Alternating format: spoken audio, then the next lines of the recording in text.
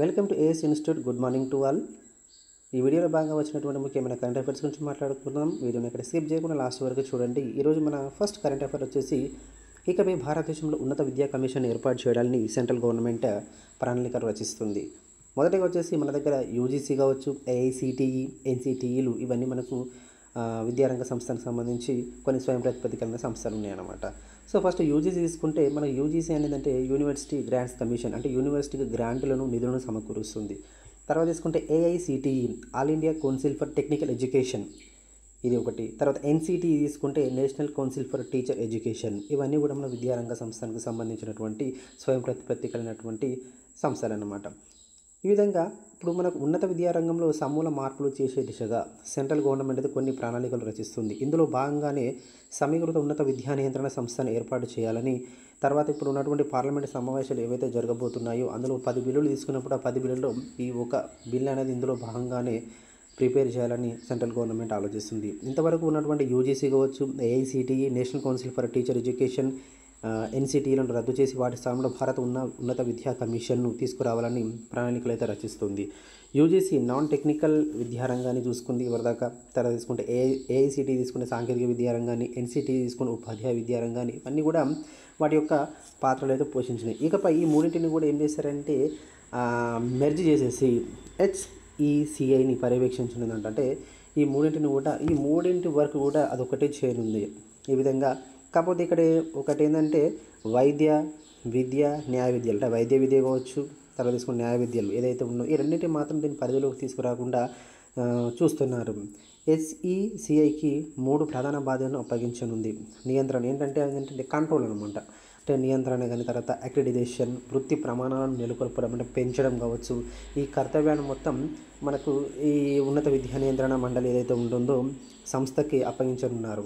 ఈ విధంగా ఈ కర్తవ్యాలను 4వ కర్తవ్యమైన నిధులను సమకూర్చడం కూడా ఉన్నత విద్యా మండలికి అనేది ఉండదన్నమాట. ఈ 3 మాత్రం ఏవైతే ఉన్నాయో మనకు 3 ఏంటంటే మనకు నియంత్రణ కావచ్చు, అక్రిడిటేషన్, వృత్తి ప్రమాణాలను నెలకొల్పడం, ఈ 3 కర్తవ్యాలు మాత్రమే అది నిర్వహించింది. 4వ కర్తవ్యమైనటువంటి నిధులు సమకూర్చుకోవడం మాత్రం దీని పరిధిలోకి రాదు.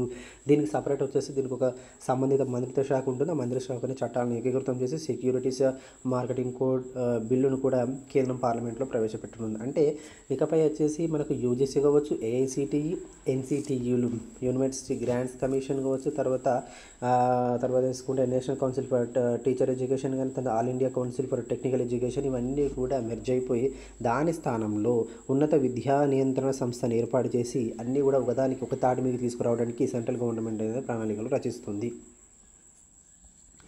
మనకు G20 సమిట్ అనేది జరుగుతుంది. ఎక్కడంటే మనకు దక్షిణాఫ్రికాలోని జోహన్నెస్బర్గ్లో జరుగుతుంది. ప్రధాని మోదీ కూడా అక్కడికి వెళ్ళడం అనేది జరిగిందనమాట. సో 4 సూత్రాలు ఇక్కడ G20 దేశాల అధినేతల సదస్సులో ప్రధాని మోదీ ఏం చెప్తున్నారంటే ప్రపంచ సాంప్రదాయ ఒక 4 సూత్రాలు అనేది తీసుకొచ్చిందనమాట. అంటే G20 దేశాల అధినేతలు ఎవరైతే ఉన్నారో వివిధ దేశాలకు సంబంధించినటువంటి అధినేతలు, ప్రైమ్ మినిస్టర్స్ వాళ్ళతో మాట్లాడుతున్నాడు. ఏంటంటే ఈ G20 దేశాల అధినేతల సదస్సులో ప్రధాని మోదీ ముఖ్యంగా 4 సూత్రాల ప్రతిపాదన తీసుకొచ్చిండు. ఈ 4 సూత్రాలు ఏంటంటే మనకు ప్రపంచ సాంప్రదాయ విజ్ఞానాన్ని ఫస్ట్ భద్రపరచుకోవాలి. అంటే ప్రపంచ సాంప్రదాయం అందరి యొక్క ఎవరైతే ఏ విజ్ఞానం ఎవరికైతే ఏదైతే ఉందో ఆ విజ్ఞానాన్ని మొత్తం కూడా భద్రపరచుకోవాలి, సేఫ్గా ఉంచుకోవాలి. నెక్స్ట్ వచ్చేసి ఆఫ్రికా స్కిల్స్ మల్టీప్లేయర్ కార్యక్రమం ప్రారంభించాలి. ఆఫ్రికాలో ఉన్నటువంటి స్కిల్స్ మల్టీ అంటే ఎక్కువగా, అంటే బహు వివిధ రంగాలలో ఏంటంటే ఆ స్కిల్స్ అనేది ఎక్కువగా డెవలప్ చేసుకోవాలి. అలాంటి ప్రోగ్రామ్ అనేది కూడా స్టార్ట్ చేయాలని చెప్తున్నాడు. నెక్స్ట్ వచ్చేసి global health care response team ఏర్పాటు చేసుకోవాలి. అంటే గ్లోబల్ అంటే మొత్తం ప్రపంచవ్యాప్తంగా హెల్త్కి సంబంధించి రెస్పాన్స్ ఒక టీంని ఏర్పాటు చేసుకోవాలి అని చెప్తున్నాడు.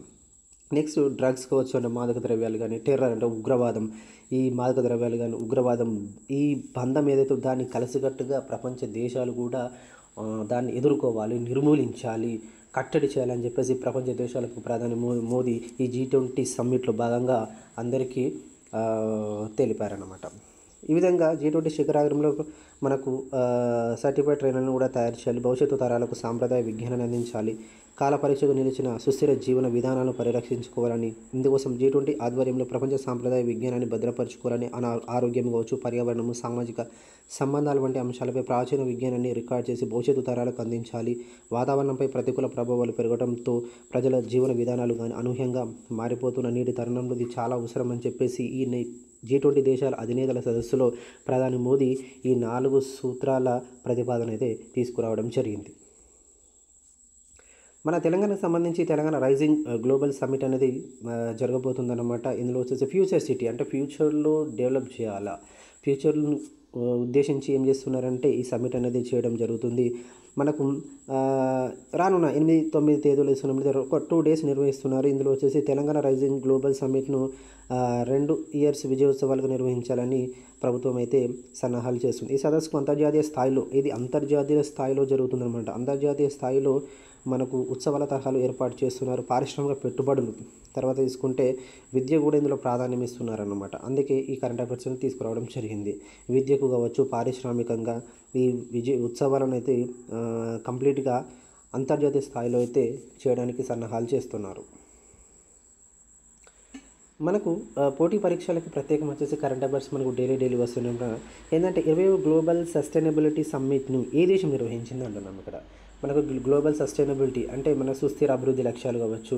ఈ గ్లోబల్ సస్టైనబిలిటీ సమ్మిట్ని ఏ దేశం నిర్వహించిందని మనకు ఒక క్వశ్చన్ అన్నమాట. ఏ దేశం నిర్వహించిందంటే ఇక్కడ మనకు ఏ దేశం అని చెప్పొచ్చు అంటే మన ఇండియానే. 20వ గ్లోబల్ సస్టైనబిలిటీ సమ్మిట్ను భారతదేశం అనేది నిర్వహించింది. ఇది ఒకటి గుర్తు. అసలు సస్టైనబిలిటీ అంటే ఏంటిది, అది తరచుగా ఏ దేశం నిర్వహిస్తుంది, మనకు 21వ ఎక్కడ, మరి 19వ ఎక్కడ జరిగింది, అలా అనేది మనము గుర్తుంచుకోవాలన్నమాట. ఒకసారి ఇది చూడండి. ఇప్పుడు మనకు క్రిమి లేయర్స్ అని రిజర్వేషన్, క్రిమి లేయర్స్ అని చూస్తాం. మనకు బీసీలో మీరు క్రిమి లేయరా, నాన్ క్రిమి లేయరా అని మనం చూస్తూ ఉంటాం. సో ఇక్కడ మనకు సుప్రీంకోర్టు తరచుగా మనకు జస్టిస్ గవాయ్ అనేది మనకు ఒక అంశాన్ని తీసుకురావడం జరిగింది. క్రిమి లేయర్కు రిజర్వేషన్లు అంటే క్రిమి లేయర్స్ ఎవరైతే వాళ్ళు ఉన్నారో వాళ్ళకు రిజర్వేషన్లు అవసరమా? క్రిమి లేయర్లు అంటేనే ఎవరంటే ఇప్పుడు వీళ్ళు ఆర్థికంగా మంచిగా ఉన్న వాళ్ళు అనమాట. ఆర్థికంగా అభివృద్ధి చెందిన వాళ్ళు, అన్ని రంగాల సామాజికంగా, ఆర్థికంగా, అన్ని రకాలుగా సామాజికంగా అన్నిటికంగా వీళ్ళు అభివృద్ధి చెందిన వాళ్ళు, వాళ్ళకు రిజర్వేషన్లు అవసరమా అనేది ఒక అంశాన్ని అయితే లేవనెత్తడం జరిగింది. సో సంపన్న శ్రేణి అంటే క్రిమి లేయర్ అంటే ఏంటిది, ఇక్కడ సంపన్న శ్రేణి వర్గాల వాళ్ళు, సంపన్న శ్రేణి వర్గాల వాళ్ళకి ఆల్రెడీ ఆర్థికంగా అభివృద్ధి చెందిన వాళ్ళే, వాళ్ళకి మళ్ళీ క్రిమి లేయర్స్ అవసరమా అని చెప్పేసి రిజర్వేషన్స్ అవసరమా సంపన్న శ్రేణి వర్గాలకు అని ఒక అంశం అనేది రావడం జరిగింది. సో ఈ విధానం వచ్చేసి ఎస్సీలలో ప్రవేశపెట్టాలా వద్దా అనే చర్చ చాలా కాలంగా జరుగుతుందన్నమాట.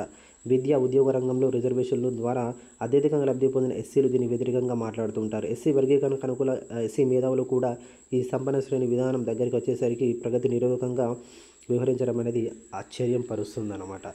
ఈ విధంగా వీరి వాదనలు ఇలా ఉంటాయి అన్నమాట. ఏంటి, ఆధిపత్య కులాల వారి సంపదలను ఏ విధమైన పరిమితులు విధించినప్పుడు తమకు మాత్రం ఈ సంపన్న శ్రేణి విధానం వర్తింపచేయాలని కోర్టులు, ప్రభుత్వాలు ఆలోచిస్తూ అన్యాయం చేస్తున్నాయని చెప్పేసి ఎస్సీలను అయితే ఈ రిజర్వేషన్ ఈ మనకి ఎప్పుడైతే క్రిమి లేయర్ తీసుకొస్తారో సంపన్న శ్రేణిది మా ఎస్సీలకు వద్దని చెప్పేసి మనకు తీసుకురావడం అనేది జరిగిందనమాట. ఈ న్యూస్ అనేది మనకు ఇప్పుడు హాట్ టాపిక్గా మారింది. ఉజ్వల పథకాన్ని ఎప్పుడు ప్రారంభించారు? మనకు ఉజ్వల పథకం అంటే ఏంటంటే మనకు ఈ గ్యాస్ కావచ్చు, సిలిండర్ కావచ్చు, ఇది మనకు గ్రూప్స్ కావచ్చు, కరెంట్ అఫైర్స్, ఇతర పోటీ పరీక్షల్లో ఈ ఎకానమీ పర్పస్లో ఇది చాలా ఇంపార్టెంట్ అనమాట. ఏంటంటే పేదరిక నిర్మూలన. అంటే ఇది ముఖ్యంగా ఈ పథకం తీసుకురావడానికి ముఖ్య ఉద్దేశం ఏంటంటే పేదరిక, నిరుద్యోగ నిర్మూలన. దాని అంశాన్ని బేస్ చేసుకొని ఈ ఉజ్వల పథకాన్ని అయితే ఇది కంప్లీట్గా వచ్చే central government scheme అంటామాట.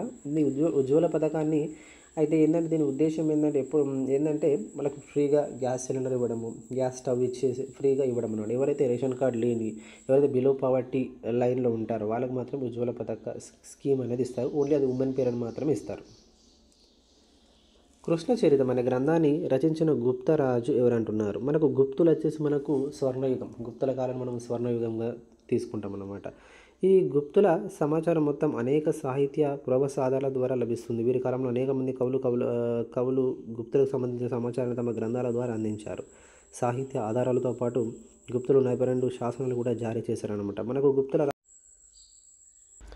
G20 south Africa 2025 leaders summit జరిగింది. దక్షిణాఫ్రికాలోని జోహెన్స్బర్గ్లో G20 శిఖరాగ్రం సందర్భంగా సభ్య దేశాల అధినేతలతో చేతులు కలిపిన మనకు ఆతిథ్య దేశ అధ్యక్షుడు మనకు భారతదేశ ప్రధాని మోదీ. 4 సూత్రాలు ఇది మనం చదువుకున్నాం ఇంతకుముందే. G20 దేశాల అధినేతల సదస్సులో ప్రధాని మోదీ ప్రతిపాదించారు. ఏమంటే ప్రపంచ సాంప్రదాయ విజ్ఞానాన్ని భద్రపరచుకోవాలి, తర్వాత తీసుకుంటే ఆఫ్రికా స్కిల్స్ మల్టీప్లేయర్ కార్యక్రమం అనేది స్టార్ట్ చేయాలి, global health care response team ఏర్పాటు చేసుకోవాలి, డ్రగ్. సో ఈ కృష్ణ చరిత్ర